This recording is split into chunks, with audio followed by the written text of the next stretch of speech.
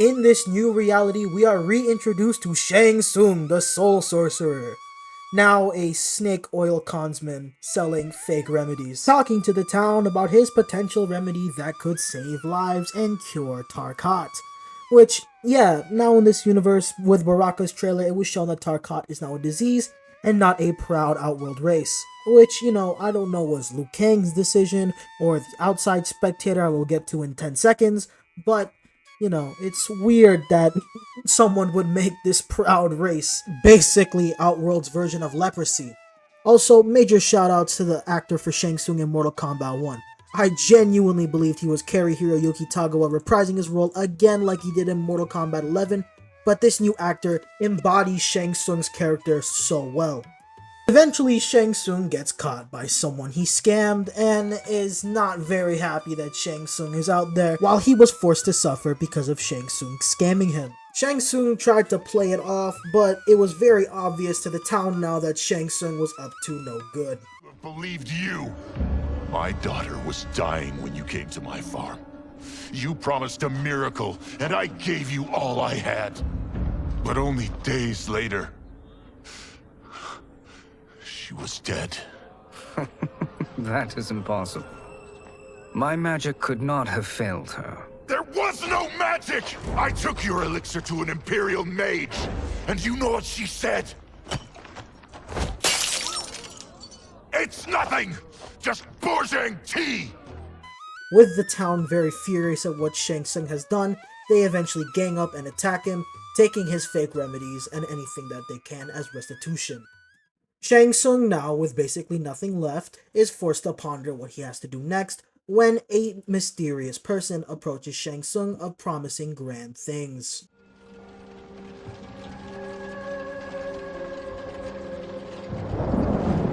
It is an excellent ruse, your disguise. Backwater folk are far more likely to trust a kindly old man. Here on behalf of a dissatisfied customer. If it's revenge you want, have at it. If it's restitution, there's nothing left. What I want, Shang Tsung, is to elevate you, to make you the great sorcerer that now you can only pretend to be. A generous offer. Why me? You are uniquely resilient.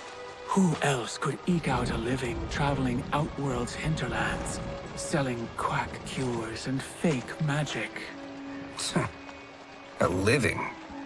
It is barely survival. And you were meant for more. To live among kings, not peasants. But since before you were born, you have been conspired against by those who fear how formidable you could become.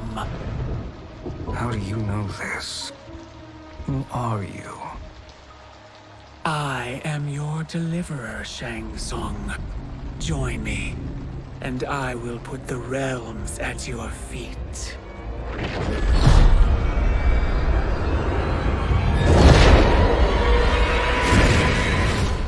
With this scene, there was a lot to unpack. Number one, Kronika's back. Someone who I thought we'd be long done with. I'm not really a big fan of Kronika, but I think maybe they could do something well with Kronika now. New fresh universe, and maybe she's returning with her memories. It might bring something new to the table for Liu Kang and the gang to face. Number two, Kronika basically whispered into Shang Tsung's ear that Liu Kang conspired against him, which is kind of crazy. I assumed that Liu Kang would create a new dimension of peace and, every character getting a happy ending like Bi-Han and Kuai Liang, but I guess with characters like Shang Tsung, Liu Kang still is afraid of him becoming the Mad Sorcerer.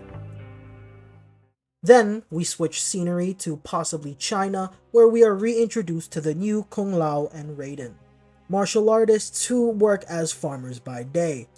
As it was written in Mortal Kombat 11's ending, Raiden is now just a mere mortal, a farmer who enjoys being at peace with himself, no longer the mighty thunder god we once knew, making him fully reincarnated.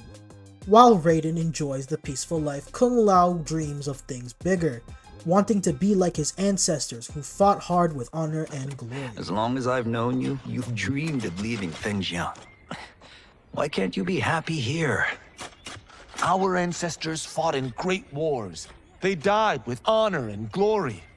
Stories of our great adventures will be passed down for generations. It may not be glorious, but what we do helps the village thrive. I know.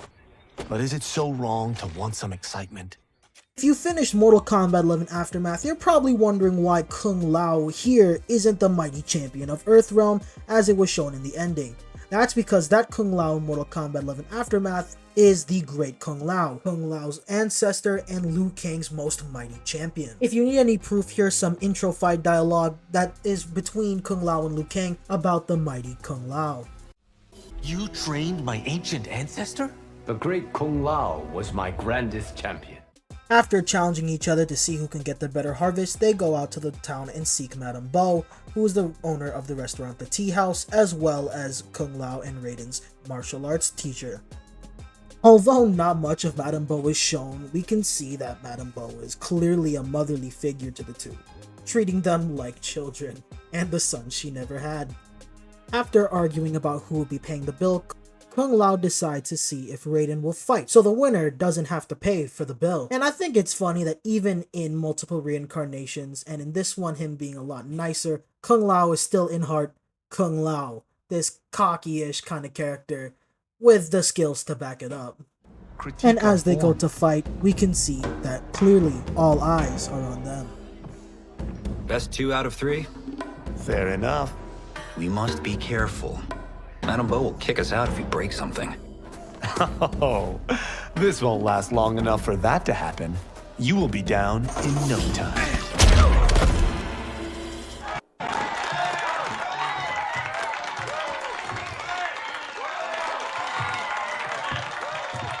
You haven't beaten me yet. The day's coming, Kung Lao. Keep telling yourself that. With Raiden losing the bout, he pays for both meals. But while paying for these meals, he's interrupted by the Lin Kuei. Smoke enters the room and demands that Madame Bo pay protection money or face consequences, which I didn't know that the Lin Kuei in this rendition would be like these mafia/Goonies kind of people that run around and bully people, but I guess with the new timeline, there's a lot to explore. Madame Bo refuses to pay, and so Smoke decides to trash the place and they get into a massive fight that results in Madame Bo getting absolutely laid out.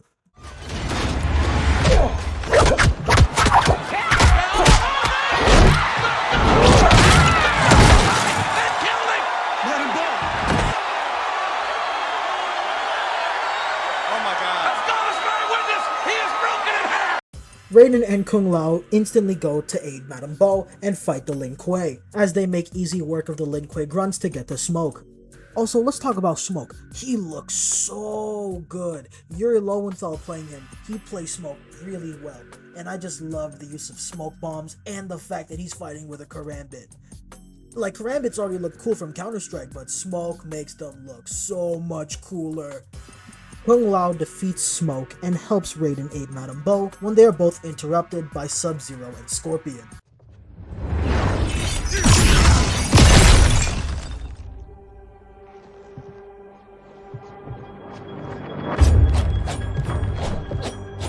Free where you stand.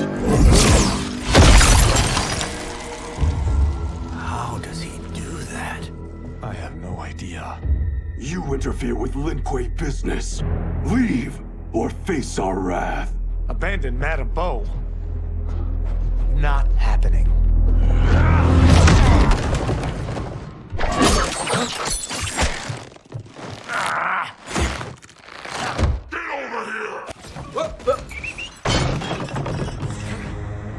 Want more?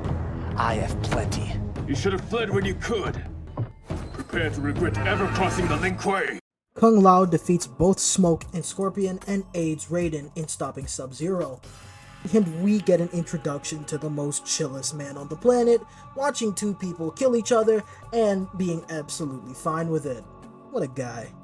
Here we get a glimpse of Kung Lao foreshadowing his use of his silver hat, which I think was really funny with the whole trial and error thing.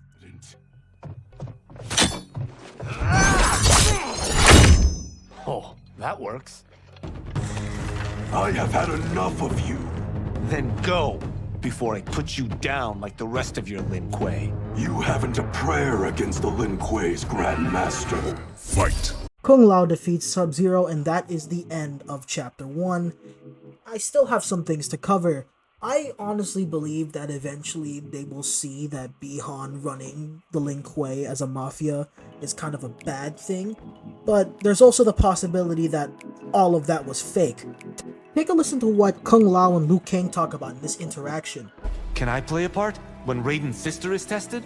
The exam scenario is up to Madame Bo. I got no idea what they mean by exam scenario, but if I'm assuming that whole situation that Raiden and Kung Lao were in was a made-up scenario created by Madame Bo to test the two, which I guess would explain why Liu Kang was already there watching the two, and I assumed it was kind of out of character for, you know, the Lin Kuei to be protecting Earthrealm while also loan sharking.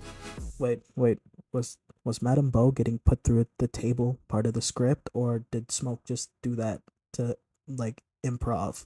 But I guess we'll find out later. There's still so many characters that haven't been shown in the campaign, like Kenshi, Johnny, Kitana, Melina, and so many more that I feel like we'll see them later when Mortal Kombat releases and we finally get to play the game. Also, Johnny Cage has a fat ass.